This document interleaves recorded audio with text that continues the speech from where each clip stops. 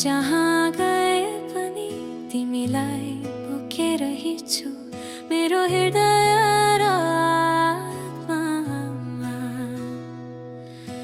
तिमीलाई बोकेर हिँड्छु मेरो मातृभूमि नेपालमा।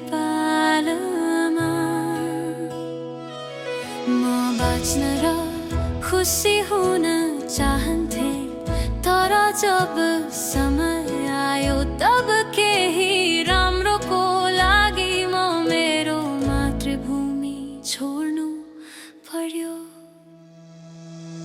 म अझै पनि तिम्रो छोरा हुँ, गर्विलो छोरा फर्कने छ। मैले जम्मा गरेको सबै स्रोत साधनले कडा परिश्रम गर्नेछु।